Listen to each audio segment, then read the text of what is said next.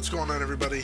Um, Clinton Seymour here, driver the number 2 car with my co-host Kyle, driver the number 91, and we are here post Nashville. This is the fairgrounds. Yeah, Nashville Fairgrounds. Um, I'm really upset, man. I practiced the super speedway yesterday, and that's not where we raced today. Yeah, there was something about the Speedway didn't want certain terrorists there, and so they kicked us out and told us to go race somewhere else. Yeah, that's a good point. No, apparently it was the original plan to have us run the fairgrounds.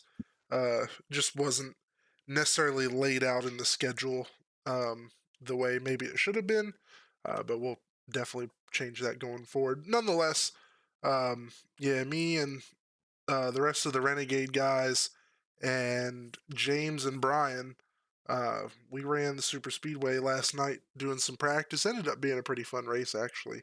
Um, but yeah, that's all it was a pretty dang fun race.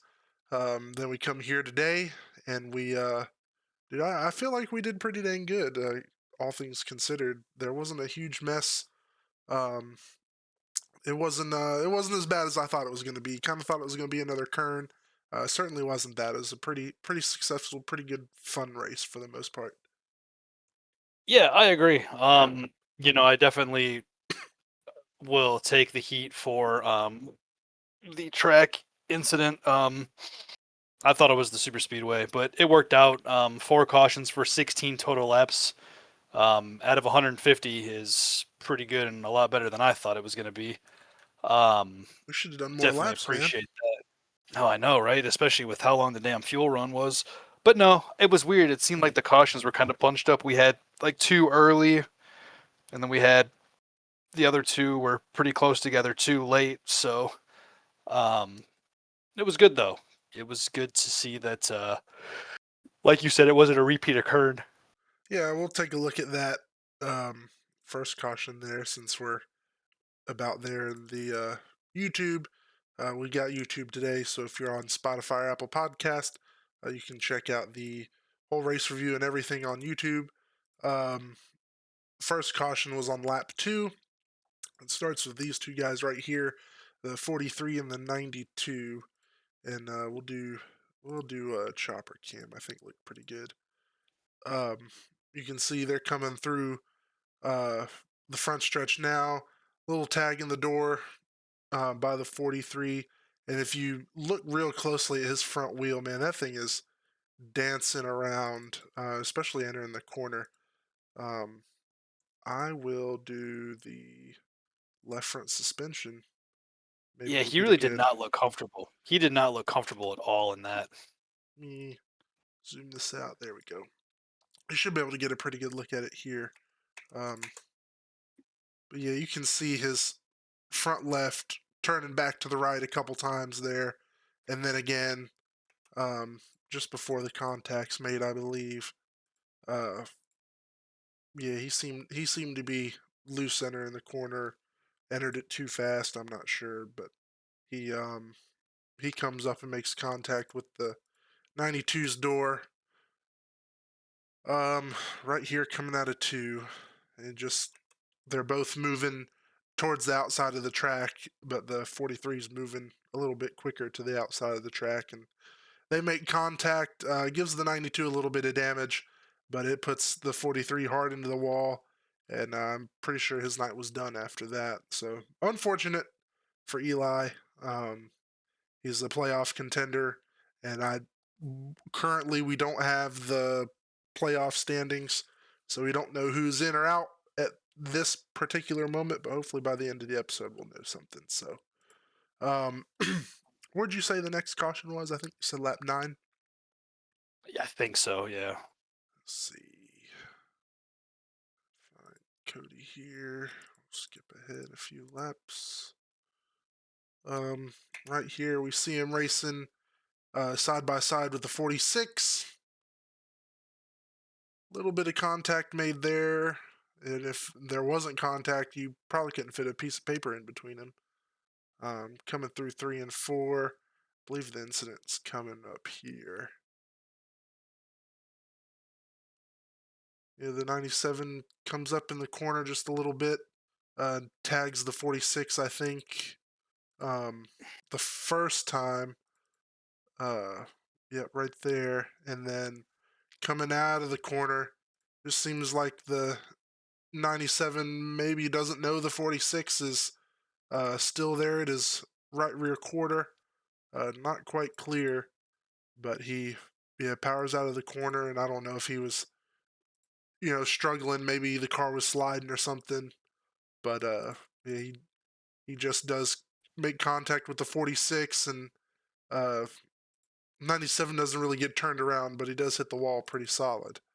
Uh, there was some good damage to that car. The '05 tags the 97 and hits the wall and spins around, but I know the '05 was able to get back out there. 97 had quite a bit of damage. Um, I think he pulled into pits a couple times before opting to just stay in and get everything fixed up, and then he got back on the track. He was good after that. Um, but yeah, that was I mean, that was pretty much what half the cautions right there, just in the first 10 laps of the race. Yeah, exactly. Yeah, it's not too bad. Um, Shoot, after that we had a killer green flag run, um, lasting up until about lap 100 or so. Um, I know I didn't take any tires until the third caution of the night. I was about to. Um, Certainly was getting a little loose, sliding around a little too much. I feel like I had good control of the car though. Um, I just wanted to see how long I could go before I felt like I absolutely needed to pit. I know I had plenty of fuel left over. Could have carried me a lot closer to the end, but I was just going to go ahead and pit, get new tires, so that way I could stay planted. I know some of the leaders had already come by that point. Yeah, Um, I took him early, and I think right after I took him is when the leaders started coming in. I'm not sure what about it. I mean, maybe they just thought that was a good time. I ran the top the whole first run, and I could really feel the tires were falling off a lot after that, and I realized that I was going to be more of a liability if I didn't pit. yeah, So I think that's why a lot of those guys probably came in too. They probably figured, you know, although I do think Daryl wanted to run it as long as he could, which would have been damn near the whole race. yeah. And Daryl was making comments over the team radio that he was running faster laps than the leaders were at that time, and there were a few laps where I was doing it too. I think right around here uh, is where I was just a hair faster than the leader, but I was a little bit all over the place. 20.40, 20.39, 20.38, back to a 4.0, 4.1, then a 6.0, 6.1, 6.3, 5.7, 5.2, work it back down to a 4.3, and then boom, 9.2, 6.4. Yeah, I was kind of all over the place. And that was about the time I was thinking, hey, I should probably come in. But right here, this is lap 97. Somebody wrecks. I'm not sure who does. Kyle, do you know off the top of your head?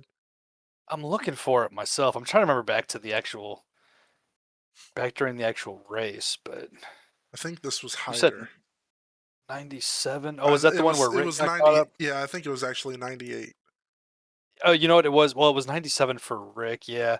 That's when they just gave Rick zero respect and drove right up into him. Yeah. Yeah, Yeah. Rick's in Was the pits at this point. So, yeah, here it is. Okay. So, yeah, it's lap 96 for Rick, coming to 97. yeah. I'm going to back this up a little bit more. Then I'm going to put it Call me on. Big Papa when you back that ass up. You's a fine motherfucker when you back. Sorry. Yeah, that's cool. Um, so, we backed it up here. Um, Following along with Hyder from the chopper cam. You can see they're coming up on Rick. He's a little bit slower than they are. Um, and I do want to mention too, like, really good run by Rick tonight. He was 11th at this point, and I know we had uh, less cars than we normally do. I think maybe we had 23 tonight, but Rick's still in the Sounds top about right. half. Uh, Running about mid pack. So dang impressive run for Rick until right here. Um, where they're both trying to get around him, um, almost making it three wide. And then right here, We'll change the camera view, but it appears that Hyder bumps Rick and turns him just a little bit, and then the 41 gets into him. Was the 41 still uh, coming towards that outside wall, but the 93's there. Um, both of them in that case. It does look like Hyder checked up just a little bit watching this back because Kealoha's starts to pull away with right before he makes contact. So I think Hyder was trying to do what he could to avoid, but it was too late. They were going to hit. Kealoha, though, he finishes the job. I mean, I'd almost put this on Kealoha. I know Hyder made the initial contact. Maybe you could make an argument that maybe he started turning Rick into Kealoha, but I don't think Kealoha was maybe knew that he wasn't clear at the time or thought that Rick was going to go further towards the outside wall than he really did. But Kealoha is still making progress moving to the outside there when he makes contact with him. But nonetheless, uh, they got Kealoha spun around. Looks like pretty minimal damage. He didn't hit the wall too hard. And then the 93's night was over with, and Hyder gets through without any real contact or problem. I think the last caution was right there after that, too, if I'm not mistaken. Yeah, it sounds right. Yeah, I don't know. It seemed like kind of what you said when we first talked about that. It was one of them was going to take Rick out. It was just a matter of which one it was going to be. Um, and I think that's the frustrating part, because it's still, 50 some odd laps to go at that point. If you just burp the throttle a little bit, it's a non-issue. But Right. yeah, I don't know. That's what are you gonna do? Next caution here is lap 103. Um, looks like we had done maybe 1 to 2 green flag laps here, and uh, coming across the front stretch, you've got the 3, which I don't know, maybe looks like um, looks like by the time the 3 gets to the 92, maybe by the time they're making contact is when the 92 probably hears from the spotter that, oh, you've got a car to your outside. Um, I think this one might just be a case of didn't know he was there until it was too late. Just because the What timing, lap was that? I'm sorry. it's 103 in turn one. Yeah, I guess it's just turn one, maybe two. Um, yeah, turn 1 and 2.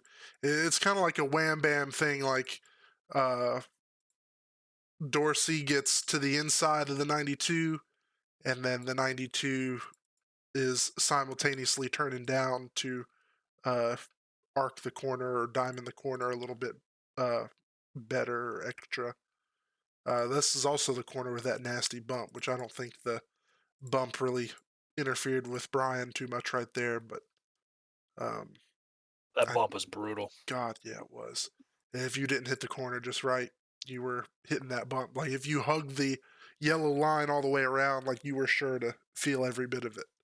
Um, but yeah, I kind of feel like this is a bam bam play, as they'd say in football. Just the three's there, the 92's turning down, and then all of a sudden they're making contact before they can really think or react. Um, the three was the three was in the process of turning down. Just the 91 was turning down a little bit. I mean, the 92 was turning down a little bit more. But yeah, that gets Brian spun around. He bumps the inside wall and actually spins all the way around. And I think that's what brings out the caution because he stopped at that point. So yeah, the 3 gets through there. Looks like pretty minimal damage. Um, so I know that certainly wasn't on purpose, but the 3 did come in and maybe get tires and check his damage, but he was good.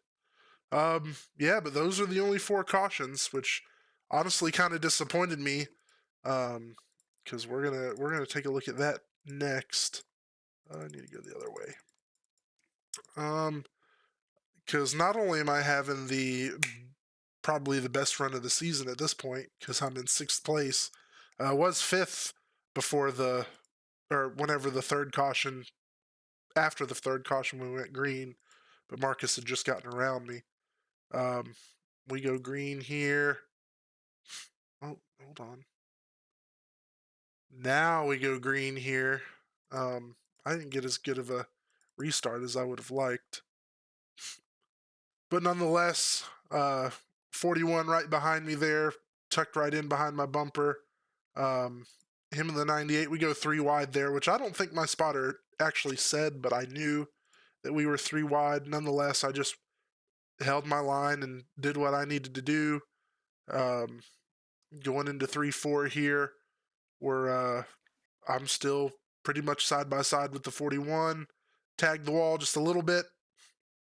I think I sent it in a little too hard there, just trying to keep the 41 behind me. And then I'm not streaming my screen with you, so you're not seeing any of this. But nonetheless, coming at it to, I just get on the gas a little early because I'm trying to get the jump on the two guys behind me. Tail kicks out, I get loose. Um, and I pretty much save it here, but I tag the wall in the process. My main goal there was I knew I was sliding. Um, I knew at that point I was probably beyond saving it, or if I was going to get straightened back up, I was going to hit the outside wall, potentially take out the 1741, the 85, if not more. So I kept my foot in it and just drove it down to the bottom. Once I was there, I think I clutched it. The pedal work just kind of shows there on the bottom. So, here I am trying to keep control of the car and keep it straight, keep it out of the wall, but we tagged the wall pretty good. Um, we're able to keep rolling though, caution free, and we shake out there in front of the 72 and the 89. They almost wrecked right there, trying to potentially get around me and not crash each other. But nonetheless, yeah, then I start going again. I don't gain any positions after that. I just lose two. So I think I finished 15th tonight. But yeah, other than that mishap, it was a pretty good race. I can't complain too bad. Um, which brings me to our first talking point tonight. What was the thing that surprised you the most? Uh, I guess Eli. Okay, Eli just not being comfortable or just I don't know. I feel like he kind of got in his own way just a little bit, and that did surprise me because he's usually when Eli can lock in, he's pretty freaking lights out. And I feel like he could have had a good run here. So that was my biggest surprise for sure. disappointment. Um, the fact that guys in this league can't listen to simple freaking instructions. Oh boy, Yeah, do I but you know? know, I don't know what you're referring to. Where we'll get to it when we get okay, to okay, fair yeah, we'll enough. get to that. So my biggest surprise, I think, honestly, would be Mitch tonight. Mitch finished top five, fifth place to be exact. Um, dude, he ran, started middle of the field, I think. He was right in front of me, and I mean, he was able to not only keep his nose clean, but he was able to run hard, run with the race the guys around him, and it brought him to a P5 finish. Um, I know he was. I was both of us were intending to stay out on our tires as long as we could before that wreck there, lap 97, 98, whatever. Then we both came in for tires, and that shook us with the pit cycle the way it was in the middle of that green flag stop cycle. We ended up both, I think he was fourth, I was fifth, um, something like that after that third caution. Marcus got by me, and then I was one spot back. But yeah, Mitch was in the top five. He almost, I think he was eighth when the uh, stay with the stage, um, eighth place. So he made up a few more spots there, and I definitely think that was attributed to how the pit cycle shaked out. But nonetheless, Mitch, like me, and Chris, and Brian, and James, we all practiced the super speedway last night. Um, Ended up being a really fun race, like I had said before. But once we found out for sure that we were racing the fairgrounds, I think Mitch might have ran a few practice laps here. I don't know how much he practiced here, but I know he ran a few because I think he said he hadn't run here before. He might correct me later on that, but I'm pretty sure he said, or no, maybe he said he ran a truck race here and hosted or officials or something.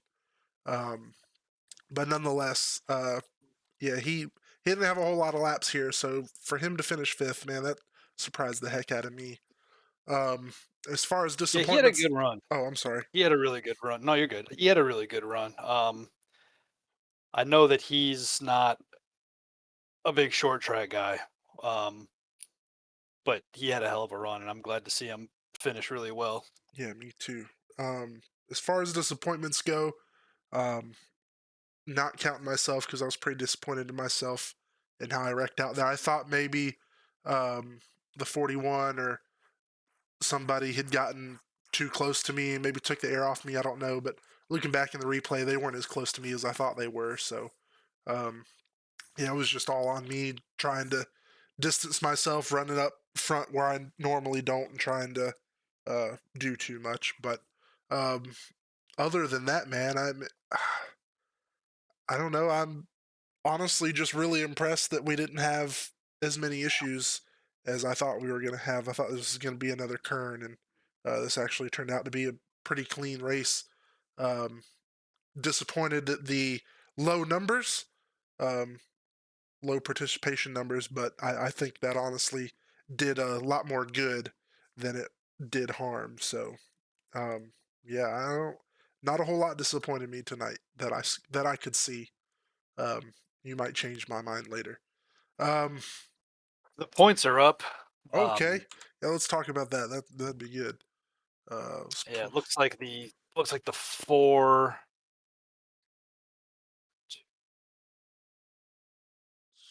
looks like the four eliminated were Walker, Mitch, Eli, and Jordan. point standings. I'm gonna drag this over so YouTube can see it.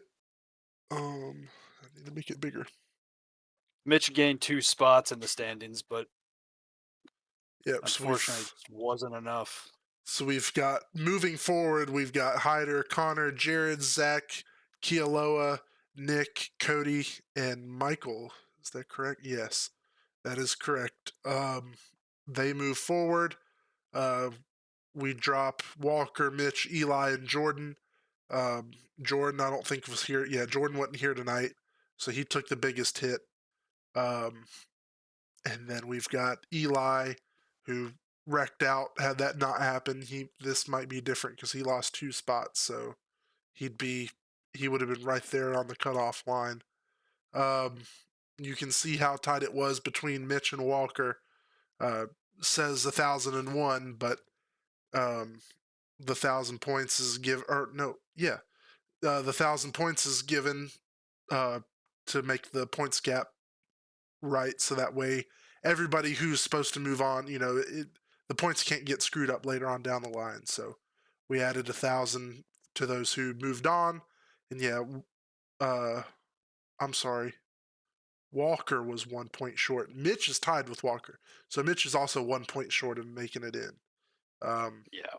I think Dorsey finished behind Mitch tonight, but yeah, it wasn't enough. Dorsey would have had to have a little bit worse night for it to really make an effect on Mitch. So sucks for Team Renegade RME, but nonetheless, we're certainly proud of Mitch and what he was able to do.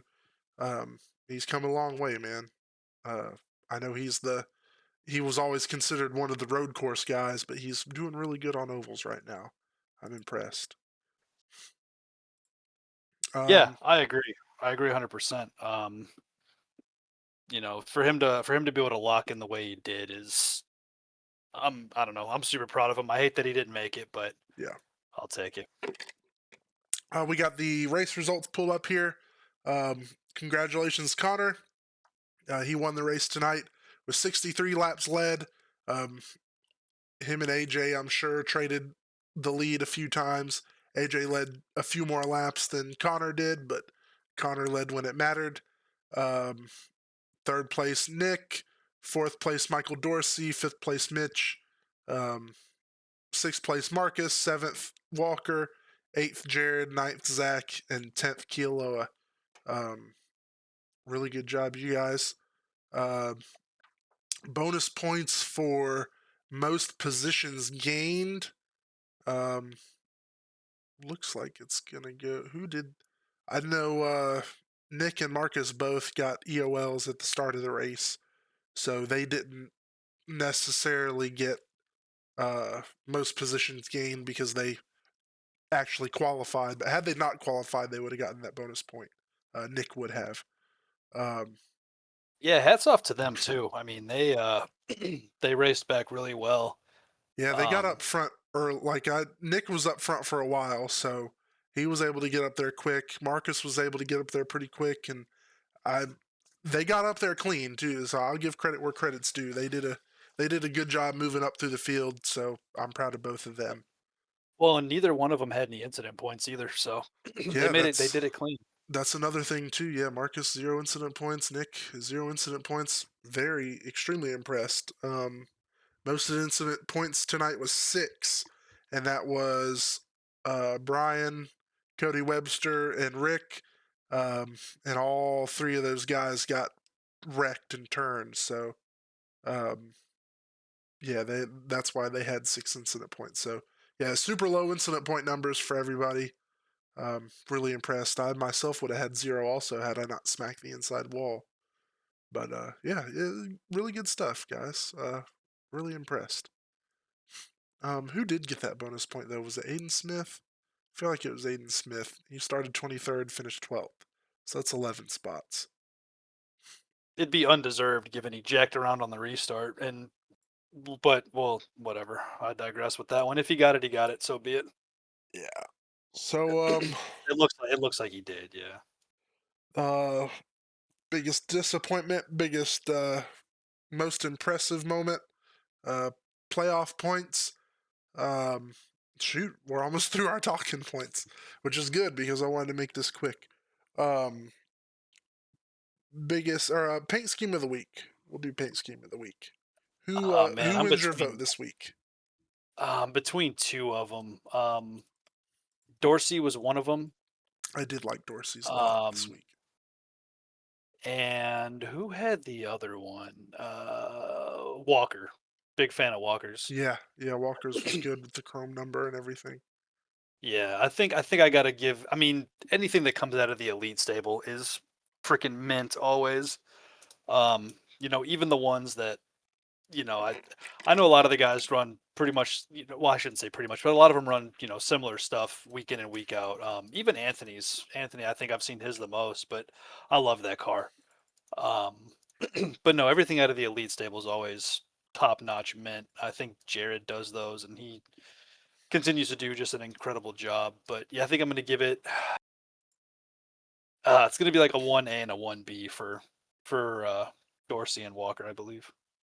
Yeah, that's Anthony's car for reference, and yeah, he's run that paint scheme plenty of times in different vehicles. I've seen it, in different seasons, and yeah, it's always amazing looking. Good looking car. I don't know how they make all those colors look like that, but yeah, it's pretty incredible. Um, man, I do agree with you. The 12 looks great.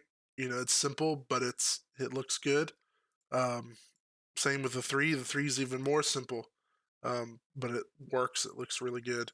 It looks a lot better than that Cobalt scheme he's been running. Um, let's see. That's a dope scheme too. What do you mean? Well, I mean, it's cool, yeah, but the colors look better on the scheme today. The Um, the funny thing about the Cobalt scheme is it's a Jimmy Johnson paint on an Earnhardt number on a freaking Ford. yeah, yeah. Um, It's a good looking man, car. I don't know who I'd go with today. The 77 car looks good. He ran that last week too. I'm not going to give it to any cars that I painted because, of course, the 182 looks sick. The 17's really nice. Um, Yeah. I'd have to put the 17 pretty high on that list. Again, simple. Um, you know, not a whole lot of color on the car, but it looks really good. Matches the sponsor really nice too. Circle B diecast. What did I say? Um, Decaf. yeah, stupid. The 97 looked really nice tonight. I know that's a SVG scheme or inspired by SVG, but paint looked good. Um, shoot, man, I don't. I mentioned this to Paul yesterday because I saw. I mean, Paul. I mentioned this to Brian yesterday because I saw his car, but he changed it up a little bit. His comment was he changed the colors on the car so as to not be a target this week, but unfortunately, he got hit several times this week, so I don't think that worked. But low I CRC think cars, we need to make him a target paint scheme there you go. um, at this point. low CRC cars, I mean, it just looked cool seeing it from the back. I think it's actually the same scheme, just different color, different sponsor. But I like the look of the sponsor, so the car looks Yeah. good. Um, I need to pick a flat out winner, so I'm gonna go with the 17, another elite Hell paint, yeah. just super clean, super simple. Um, just looks really nice out on track. Um, Yeah. Big fan of that one. Sportsman this week. The coaching carousel has been extremely active. Oh, A lot no of doubt. lot of people moving around. Um, I didn't actually watch any games this weekend. Actually found out my Bucks played, I guess, earlier in the day than I expected, so I missed that game altogether. Just glad to see them win. It was a Um, good game. Baker looked good. I thought Baker was going to be out, but no, Baker looked good. good, good. Yeah, I didn't even see any highlights either. Um, I did watch college football. Two games in particular. I watched Florida State, which our season's been trash, but at least we beat Florida State, our in-state rival. So Yeah, go it's a big Gators. one. Um, Gator and chomp. and we looked really good too. Jaden Ball couldn't be stopped. They it seemed like Florida just ran ball every play is what it seemed like, and yeah, I mean they just could not do anything about it.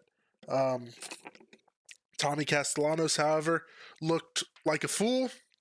And then in the press conference, I believe, after that game, said that he thinks he did really well. So I think I'm going to give my idiot of the week. I mean, there's plenty of ways I could have thrown it, but I think I'm going to give it to Tommy Castellanos, the Florida State Seminoles, because he claimed he did really well. He thought he did really well. He certainly wasn't the problem. I disagree. I also watched the Auburn Alabama game, and That was a good one too. yeah, shout out to Auburn. They sucked so hard. They choked so hard. They could have won that game, and mistake after mistake. They didn't want to win as bad as Alabama did. So Alabama played a lot better. They ended up winning. I know Auburn had quite a few calls go their way, and even with the refs' help, they still couldn't win.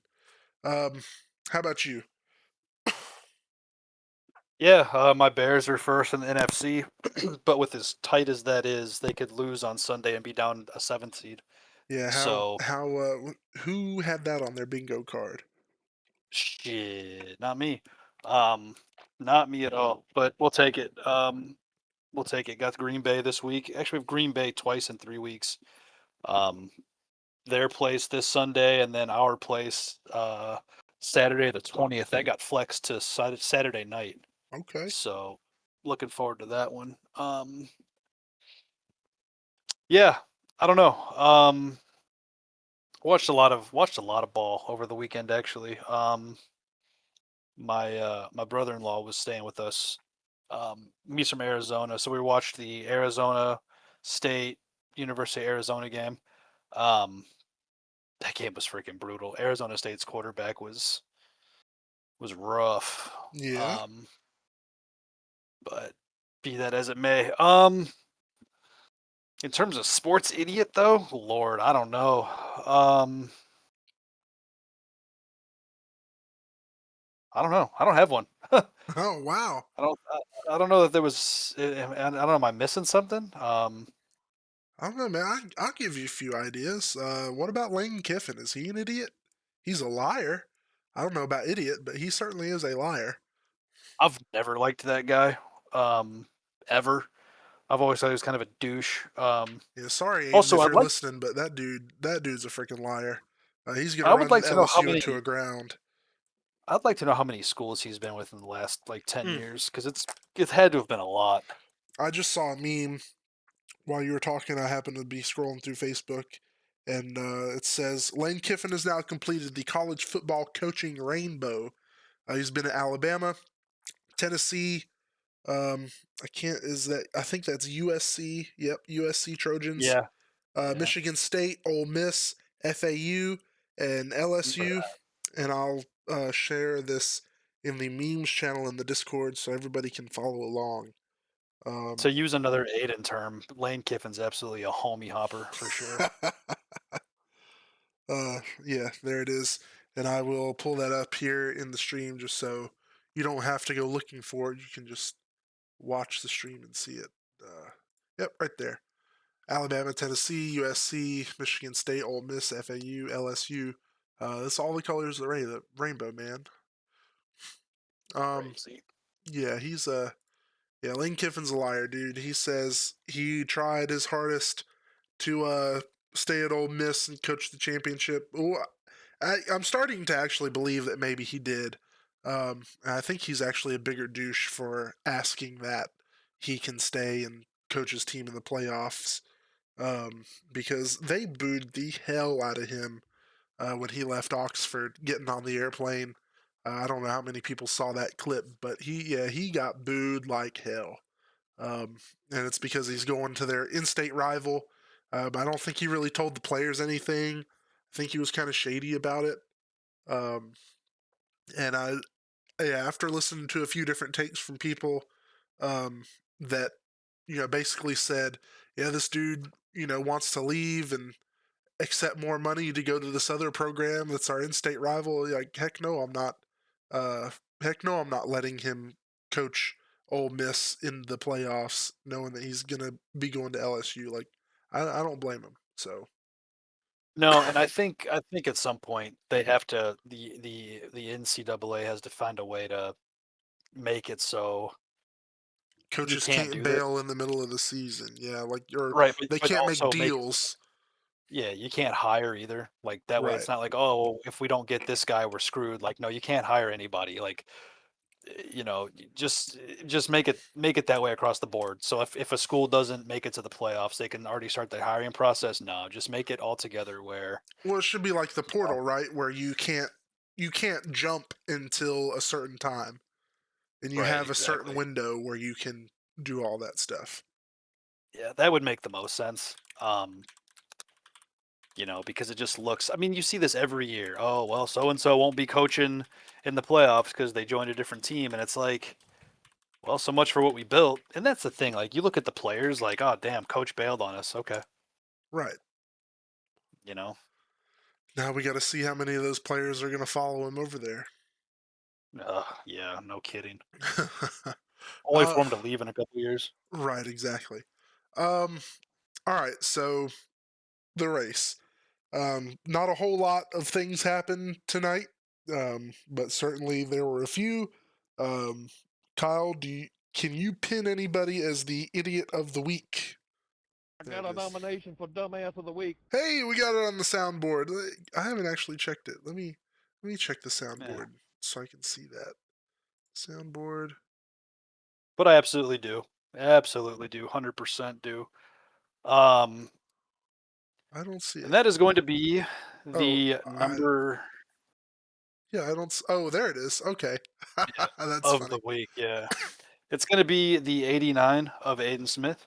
Okay, Um, let me go. Let me find him on screen real quick. Like, what lap? so it'd be on his lap 12. Oh, that's way back. Okay, we'll go to 11 and we'll watch from there. Watch the chopper. Actually, speed it up a little bit.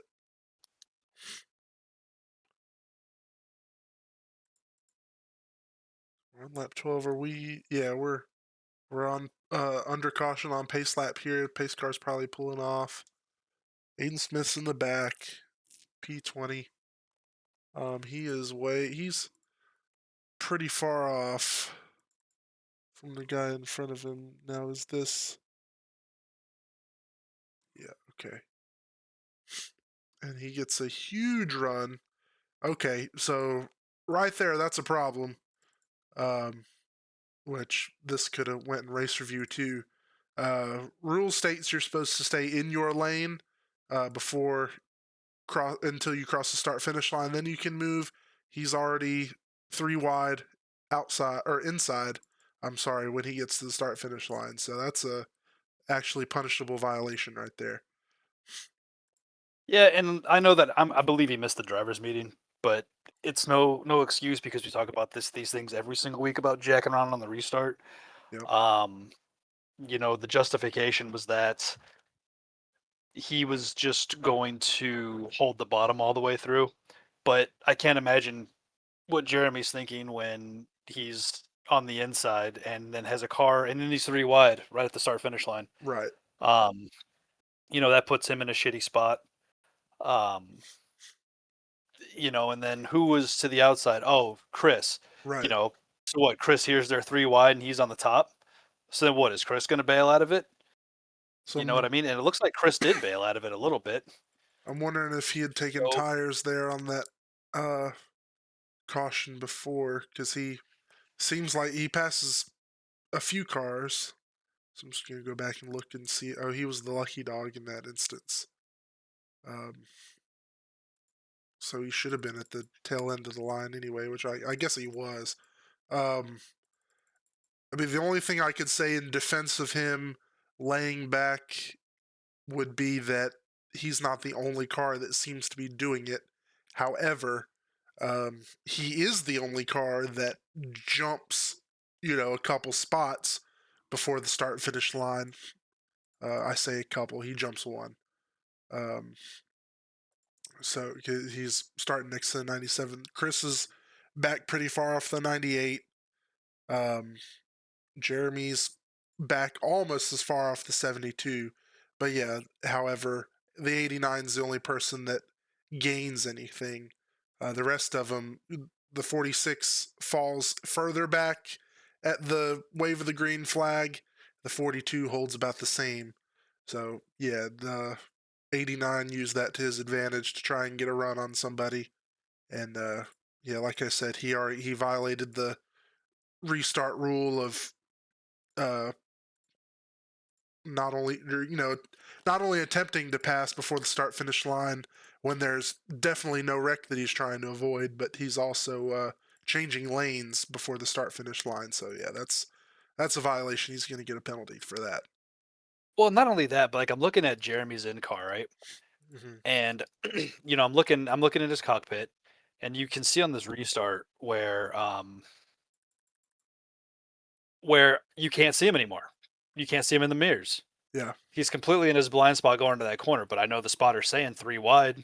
yeah, Meanwhile, Jeremy's probably like, "What the hell?" You know what I mean? And it just puts everybody in such a bad position. You know what? I don't care if it's an iRacing rule or not. Like it's a rule we have in here. Um, and we talk about it every single week. So it's frustrating as hell. okay. Um, let me see if I've got one. Um, it's I didn't see anything during the race that really stood out to me, to be honest, and all the usual suspects were pretty quiet tonight, so I don't know that I really have an idiot of the week for the race. Um, No, I yeah, mean like for all intents and purposes, it was pretty clean. I mean that you know that right there by the 89 was pretty dumb, but since he's yours, I'm not going to take that one. But That's no, pretty much the most yeah, egregious thing we saw all night. I mean, the wrecks were, I thought that the one with the 24, the 41, and Rick was pretty dumb, but I don't know. You can call anybody an idiot for that. It just was no, ill timing, and ill-advised move, but certainly not worthy of an idiot. No, it really wasn't that bad.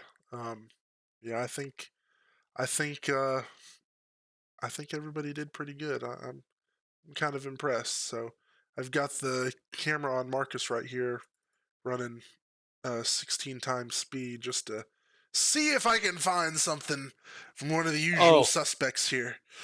there was something with him at the very end after the checkered, but That's kind of what I was looking for. But oh yeah, let's go. Let's look at that. Let's look at that. Well, I should probably not click through that way. Use it at the very end, like the end of the race, or yeah, it was after the checkered flag. okay after the checkered. So we'll just put it here. Final lap. All right, what happened? Okay, why are you on Mitch's butt? Okay, you bumped Mitch Yeah, coming he's to pit tearing up one entry. of your race cars. Yeah, you're gonna cost us. He's costing us money. Then he speeds around in front of Mitch. It makes me wonder if there's something there. So now I'm gonna back it up here. Last few laps of the race, we're going in reverse. I wonder if he was frustrated with Mitch racing him, trying to get by him there at the end. Lap Well, it looks like one. Mitch gets him at 148. Yeah. So I was looking at to see if I could see anything that maybe he was mad at Mitch for. Oh, I can see what he could potentially look at, but I certainly don't put that on Mitch. And that's not even being biased. It's going into 3 on lap 148. Okay, that's where I'm coming to now. I Okay. mean, you could say Mitch maybe may have dove it in there a little bit, which okay, but at the same time, Mitch is fighting for every point he can get at that point. So Yeah, playoff driver versus non-playoff driver trying to get points. And if Mitch had uh say if Mitch could have got by one more guy or maybe even two, yeah, if he could have got by Dorsey, like the playoffs could be a whole nother deal. So, um right. So looking at this again, I think Mitch probably did send it on there and shoved him up the track a little bit, but it was one spot. yeah, I think Marcus has a reasonable reason to be frustrated, especially since this is at lap 148 and then 2 laps later, he's uh showing his frustration, I guess. But that uh, he Mitch didn't wreck him. He just kind of moved him out of the way a little bit, and Marcus only lost the one spot. It's not like Marcus got loose and washed up the track, and the 12 and the 17 got by him too. It was just the 182. So that's just it's hard racing. That's what it is. Being frustrated after getting raced hard. It ain't no big deal. Yeah, I'm not mad at that. I'm not gonna call Marcus an idiot for that. Yeah, no. So he No, he no, did I good. think I think he needs to control himself a little better. But given that feel like he's always on thin ice. Yeah, But I'll give it to him. He didn't do nothing wrong tonight. Good job, Marcus. I I literally tried to find something to pin on you, and I just couldn't. So yeah, cool. This race went well. Congratulations again to the top 10 tonight and the guys that moved on to the round of 8. And next week we have what do we have next week, Kyle? I think we're in Milwaukee, which I think will be a first in ISRL history. Uh, uh, Yeah, Milwaukee. what? I might have to have a talk with Aiden. This three track. Where were we at? It was Rockingham last week, right? Yeah. What's up with all these Yeah. short tracks, man? We're gonna have to address this. This can't happen. 3 short tracks in a row. That's not cool, man. I hate that. Is Milwaukee considered a short track? It's a mile, isn't it? Milwaukee. Yeah, Yeah. I think you're right. Yeah. Yeah. So. Yeah, that sounds right. I don't know. But then we go to 2 Mile, Michigan, and Good. then tiny Good. ass Wilkesboro, and then Charlotte. So Golly. Well, then, if anything, the playoffs are going to be interesting. So, props to Aid for that. Um, cool, dude. Well, I think this was a good race, good episode. Certainly looking forward to 2 weeks from now. But oh, and I'm not going to be here one of those weeks actually. Are we racing the week of Christmas? Are we not? No, we're off. So we Okay. raced the 16th. We raced the 16th, and then we're off until the 30th. All right, cool. So I will not miss a race. Any more races Yeah, this season? there is a small that break between between the last two races. Yeah. Cool, cool. All right, man. That's gonna do it for this episode. Join us next week for Milwaukee, and we'll see you then. Peace out. See you.